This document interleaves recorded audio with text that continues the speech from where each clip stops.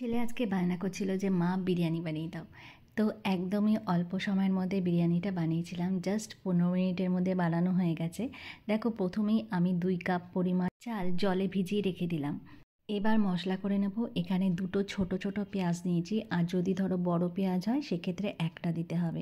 অল্প এক টুকরো আদা আর একটুখানি দুটো কাঁচা লঙ্কা, বেশি ঝাল দেবো না যেহেতু বিরিয়ানিতে খুব একটা বেশি ঝালের প্রয়োজন হয় না। এবার একটা মিহি পেস্ট বানিয়ে নিয়েছি। এবার এই পেস্টটাকে এই মাংসের মধ্যে দিয়ে দিয়েছি। তারপর আর এর মধ্যে 2 চামচ পরিমাণ বিরিয়ানি মশলা অ্যাড করব। মার্কেটে যে সমস্ত বিরিয়ানি মশলা পাওয়া যায় সেটাই অ্যাড করছি। আর তারপরে এর মধ্যে 1 চামচ পরিমাণ আমি একটু মিট মশলাও দিয়ে দিচ্ছি।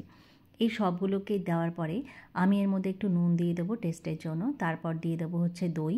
দইয়ের পরিমাণটা হচ্ছে 2.5 চামচ, আর দইটা কিন্তু একটু ফেটিয়ে দিতে হবে, এর বেশি দই এর মধ্যে লাগবে না। তোমরা চাইলে এটাকে আগেও ম্যারিনেট করে রেখে দিতে পারো সময় বাঁচানোর জন্য। আর যেহেতু আমার কাছে একদমই সময় ছিল না, তো তখনই আমি এটাকে বসিয়ে দিয়েছিলাম। তারপর আমি একটা বড় প্রেশার কুকার নিয়েছি। ওই প্রেশার কুকারের মধ্যেই আমি আজকে এই বিরিয়ানিটা বানাবো। প্রথমেই দেখো রিফাইন তেল দিয়ে দিয়েছি বেশ খানিকটা পরিমাণ। এখানে প্রায় 4-5 চামচ পরিমাণ রিফাইন তেল আছে। আর 2 চামচ পরিমাণ এখানে আমি ঘি অ্যাড করব, বড় চামচের 2 চামচ পরিমাণ। আর একটু গরম মশলা অ্যাড করছি, দারচিনি, তেজপাতা, লবঙ্গ, এলাচ। তোমরা চাইলে এর মধ্যে একটু জায়ফল, জায়ত্রীও অ্যাড করতে পারো, আমি দিচ্ছি না যেহেতু আমি বিরিয়ানি মশলা অ্যাড করেছি, তার মধ্যেই সব মশলাগুলো রয়েছে। এবার এই চিকেনগুলোকে এর মধ্যে ঢেলে দিচ্ছি। চিকেনটা দেওয়ার পরে এর মধ্যে কয়েকটা আলু দিয়ে দেবো। একটা আলুর মাঝখানের ফালি দিয়ে নিয়েছি, প্রায় 2-3টে পরিমাণ আলু দিয়েছি এর মধ্যে। এবার আলু আর চিকেনটাকে একসাথে ভালো করে কষিয়ে নেব। যতক্ষণ না পর্যন্ত নিচ থেকে তেল বেরিয়ে আসছে ততক্ষণ পর্যন্ত নাড়াচাড়া দিয়ে এটাকে কষিয়ে নিতে হবে। এবার দেখো, চাল থেকে জলটা বের করে একদম চালটাকে ঝরঝরাভাবে টানিয়ে নিয়েছি। তারপর সেই চালটাকে এর মধ্যে দিয়ে দিয়েছি। চালটা দেওয়ার পরে কিন্তু এই চিকেনের সাথে চালটাকে একটুখানি নেড়ে একটুখানি জাস্ট ফ্রাই করে নেব, যাতে করে চালটা একদমই ঝরঝরা থাকে। তোমরা ভাবছো গলে যাবে কি না, কিন্তু একদমই গলবে না যেহেতু ঘি দেওয়া হয়েছে। আর ঘি দিলে কিন্তু চালটা একদমই ঝরঝরা থাকে।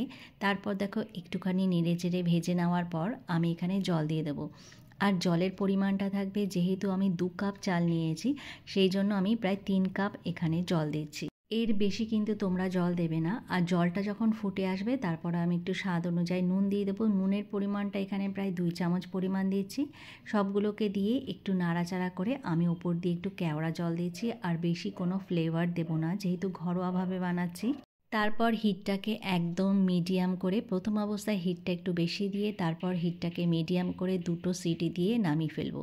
সিটি দেওয়ার পরে কিন্তু আমি সঙ্গে সঙ্গে খুলবো না, মানে বেশ কিছুক্ষণ একটু ওয়েট করতে হবে, প্রায় 15 মিনিট এটাকে ঢাকা দিয়ে ঢেকে রাখার পরে এটাকে খুলেছি। তারপর দেখো কত সুন্দর ঝরঝরা হয়েছে। যত ঠান্ডা হবে তত বেশি ঝরঝরা হবে। সত্যি বলছি, এক কথায় একদম অসাধারণ।